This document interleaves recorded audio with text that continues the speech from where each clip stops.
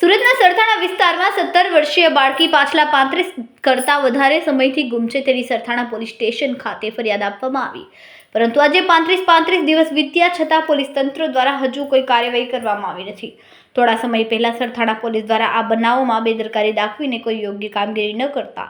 તે અંગેની જાણ માનનીય કમિશનર શ્રી સુરતને પણ કરવામાં આવી। તેમ છતાં સરથાણા પોલીસ દ્વારા આ ઘટનાની ગંભીરતા લીધા વગર માત્ર ટાઈમપાસ કરવામાં આવી રહ્યો છે અને કાગળ પર જ દીકરીના અપહરણ અંગેની ફરિયાદ દાખલ કરવામાં આવી। દીકરી જ્યારે સુરતથી ગુમ થાય છે અને કોઈ અજાણ્યો વ્યક્તિ તેને લઈ ગયો હોવાનું સામે આવે છે, ત્યારે દીકરીના ઘર પરિવારવાળા પણ આ બાબતની શોધખોળ કરતા તેમને માલુમ પડે છે કે જે વ્યક્તિ આ દીકરીનું અપહરણ કરી ગયો તે વ્યક્તિ આ જગ્યા પર છે અને તેની તપાસ કરતા અધિકારીને જાણ કરવામાં અને પરિવાર દ્વારા સ્પષ્ટ કહેવામાં આવે છે કે સાહેબ, આપની પાસે વ્યવસ્થા ન હોય તો અમે પ્રાઇવેટ ગાડીની વ્યવસ્થા કરી આપીએ, અમે સાથે પણ આવીએ, પણ તમે આ વ્યક્તિને પકડવા માટે આવશો। તેમ છતાં જો પોલીસ અધિકારીઓ બેદરકારી દાખવી અને 4-5 દિવસનો સમય જવા દેતા અંતે જ વ્યક્તિ ગુમ થઈ જાય છે અને તેને પકડવા માટેનું પોલીસને કોઈ પગેરું મળતું નથી તેવું રતન સરથાણા પીઆઈ જણાવી રહ્યા છે। ત્યારે દરેક સામાન્ય માણસના મનમાં એક આવા પ્રશ્નો ઊભા થાય છે કે શું ગુજરાત પોલીસે એક 17 વર્ષીય નાબાલિગ દીકરી ગુમ થયા કે તેના અપહરણ થયા પર કોઈ ગંભીર નથી? બીજો પ્રશ્ન,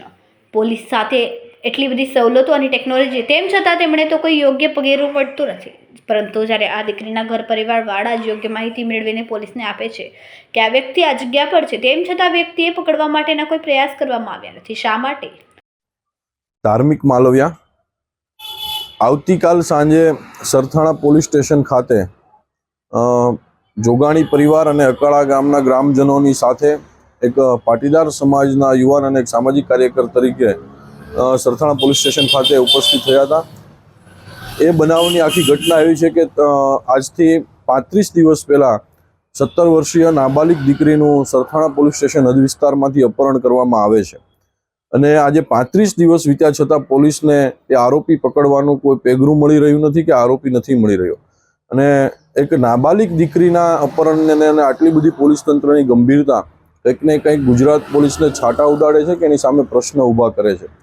ત્યારે આ ગ્રામજનો અને પરિવારજનોની ઉપસ્થિતિમાં 35 દિવસથી આ દીકરી નથી મળી રહી કે એનો તપાસ જે ઘટનાની તપાસ છે એને કોઈ યોગ્ય નિરાકરણ નથી આવી રહ્યું, ત્યારે પોલીસ તંત્રને 24 કલાકનું અલ્ટિમેટમ આપવામાં આવ્યું છે। 24 કલાકની અંદર સચોટ આ તપાસને લઈને કોઈ બાબત સામે નહીં આવે તો સમસ્ત જોગાણી પરિવાર સુરત અને અકાળા ગામ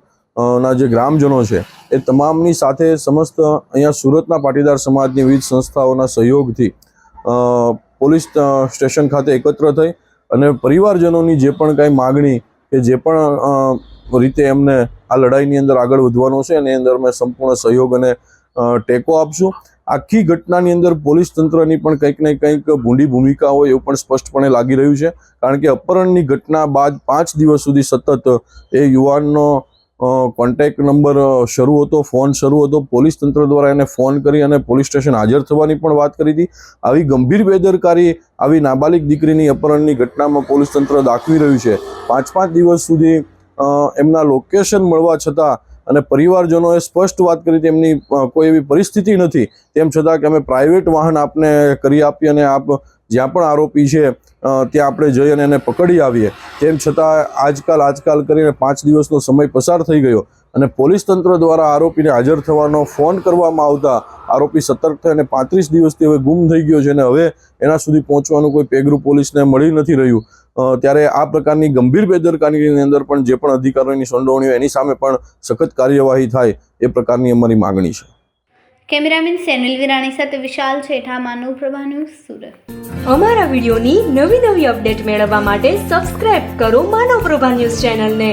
બેલ આઇકન ક્લિક કરો લેટેસ્ટ વિડિયો સૌથી પહેલા મેળવવા માટે।